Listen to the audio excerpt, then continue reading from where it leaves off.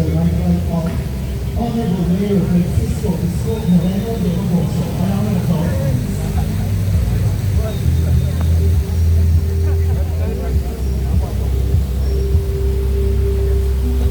We would also like to acknowledge the arrival of Yung Manila Vice Mayor Atienza.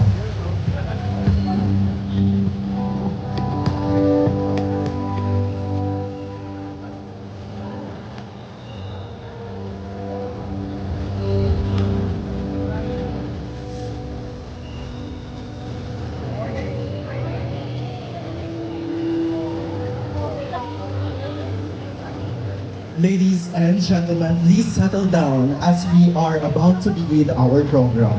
Thank you.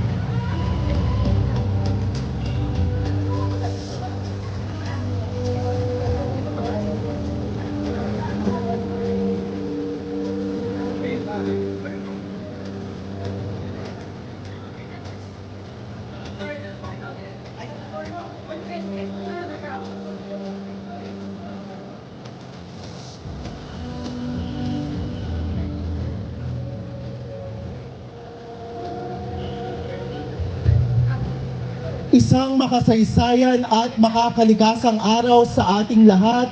Welcome to the vibrant and historic heart of Binondo, Manila here at the Plaza San Lorenzo Ruiz as we officially launch the DNR Express Permitting on Wheels. Ngayong umaga, hindi lamang po ang Maynila ang ating sentro ng serbisyo because this launch is happening simultaneously across all 17 regions nationwide. Isang malinaw na patunay na ang serbisyong pangkalikasan ay sabay-sabay nating isinusulong sa bansa. At this point, we warmly acknowledge the presence of our DNR and EMB officials and employees led by our DNR Secretary himself, Attorney Juan Miguel Ticuna. Our partner LGU, City Government of Manila, headed by Honorable Mayor Francisco Isko Moreno de Magoso.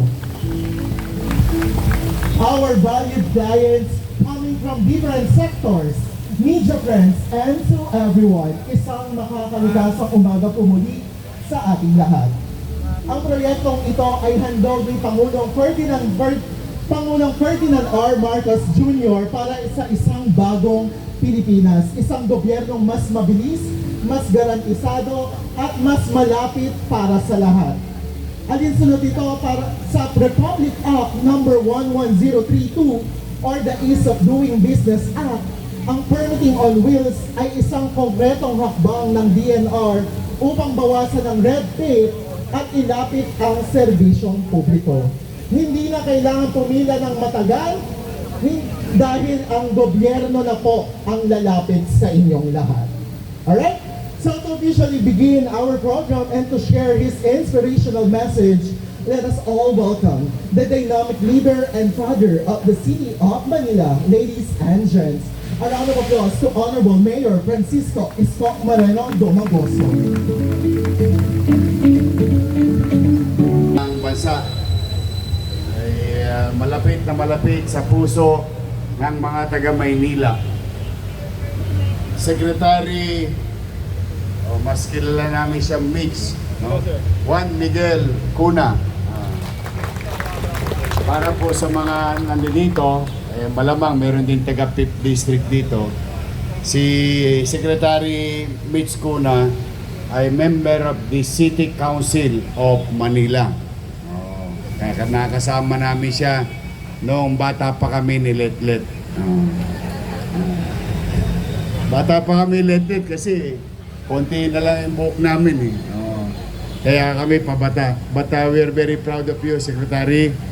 And we believe in you. I know you can do better in that office, leading the entire office that protects the environment. Now, today, we're going to witness the extraordinary effort of the good secretary and the members of the EMB and all other undersecretaries and assistant secretaries of the department. Malugod namin silang tinatanggap tayong mga taga Maynila, lalo na. As you can see, makikita ninyo sa paligid, unti-unting nagiging agresibo muli ang mga namumuhunan sa lungsod. Sila'y unti-unti na muling bumabalik upang i-develop ang kanilang mga pagmamayari. Sa pagkakataong ito ay maraming kakailanganin na dapat tukdin ang mga negosyante sa mga regulasyon ng ating pamahalaan. At dalawang uri, nasyonal at lokal. Kaya kami nalulugod kay Secretary Cuna, binaligtad niya rin ang pamahalaan. Hindi na tao ang naghahanap sa pamahalaan. Ang pamahalaan ibinababa mismo malapit sa tao. Reachable, the national office, the Department of Environment and Natural Resources. And these are the things that complies with what you call ease of doing business in the city of Manila. Kaya kami ni Vice Mayor Chi Atienza, ando dito, pinakamagandang Vice Mayor sa buong Pilipinas. Basta Manilenya, maganda. At may asim pa. Kaya po, ngayon sa lahat ng mga kasapit, pamunuan, department or bureau chief ng DNR, on behalf of the people of Manila, on behalf of the business sector doing business in Manila, which we grow again. Abay, kalahin ninyo nakakatatlong buwan pa lang tayo. There is about 2,100 plus newly registered business in the city of Manila. Despite the crisis, the city government enjoys to, tanggapin, yakapin, at patuloy silang naghahanap buhay at nagbabaka sakali na makapaghanap buhay sa lungsod. Kaya talaga pong itong ginagawa ng DNR napakalaking bagay sa amin bilang lokal na pamahalaan, sapagkat sa ibang mga lituntuning aming ipapatupad, may bahagi noon ay manggagaling sa national government. Huwag na kayong lumayo. Isa sa malaking problema ng mga malalaking development ay ECC. But with these activities, programs of DNR, through the leadership of Attorney Miguel Cuna as Secretary and his team, ay mas gagaang, mas bibilis, mas dadali. Which your city's policy in Manila align with your city's policy. Sabi ko nga kila Levi Pacundo, sabi ko, pag may magbubukas ng negosyo, bigyan mo ng permiso agad-agad, as long as they comply with the ABCs, but immediately give them and let them operate as soon as possible. Why? More than the taxes that we're going to enjoy by December 31 of 2026 or every quarter thereon, no?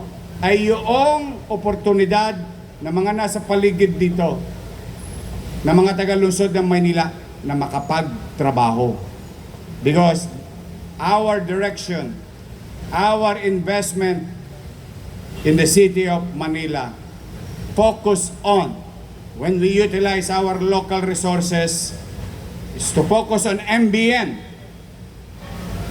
minimum basic needs.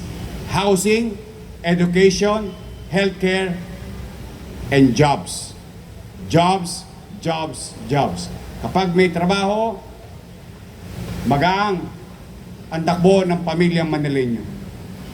Pag may trabaho, halos lahat ay mawawala po. Hindi na po natin kailangan ng pulis sa kalsada dahil papayapa ang pamayanan. Kapag may kapanatagan, kasiguruhan sa pangitain ang bawat individual. Mas papayapa, mas tatatag, mas tatahimik ang bawat komunidad. So that's why we continue to focus on MBN. Maliit man ang ating resources, but we will, to the people of Manila listening here, will continue to utilize it. Big chunk of that little resources will focus on MBN. So muli ay malugod namin kayo mga taga-DNR na tinatanggap dito sa lungsod ng Maynila. Sabi nga namin, welcome po kayo sa lungsod ng Maynila. So muli sa inyo lahat, Secretary Mitch Cuna, on behalf of the people of Manila, thank you. Thank you for giving special attention to the capital of the country, to the city of Manila, to your hometown. Our hometown. Sabi nga natin, whether you're Manilans or not, most likely, it is your Manila. Manila, my Manila. Magandang umaga. Pagpalain nawa kayo ng Pong Magapal. Manila! God first. Thank you.